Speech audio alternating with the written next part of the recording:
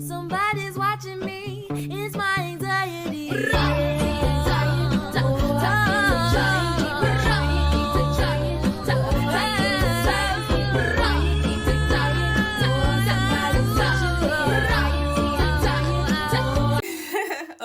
Ok, m konen ap mande avoka Rolandi pou ki sa ou kontan kon sa. Well, na priye epi grasyo ap desan fami. Tem dou sa pase matin. Ok, so nou konen ke administrasyon Trump la te vin klamse TPS pou Venezuela.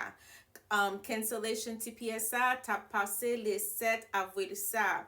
Kou ke administrasyon Trump la klamse TPS, sa ki pase.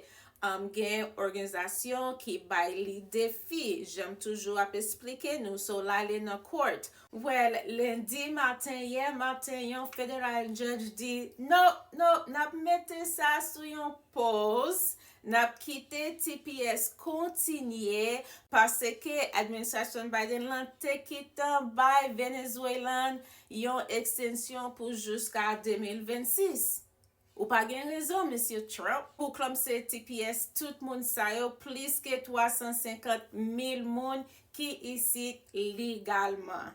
Jiz la kontinye pou di ke gouvernement, administrasyon Trump la pa bay piyej bon rezon pou ki sa pou TPS Venezuela klamse bonè kosa.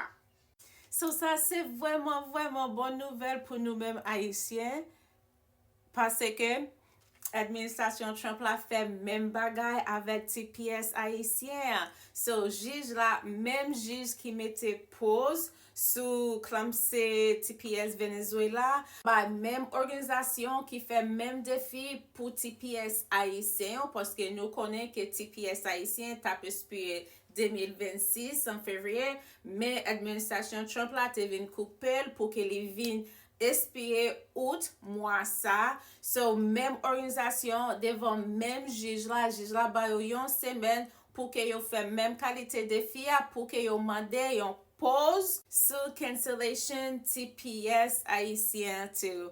So, nap kontinye pouye paske mkwen nap jwen mèm repons la. Paske se devan mèm jiz la. Epi se pou mèm rezon yo Haitien yo isit legalman an ba TPS. Biden te kitan mette yon ekstensyon pou TPS Haitien. Epi administrasyon Trump la pa gen piyes rezon legal pou ke li vini pou selman klamse l kosa.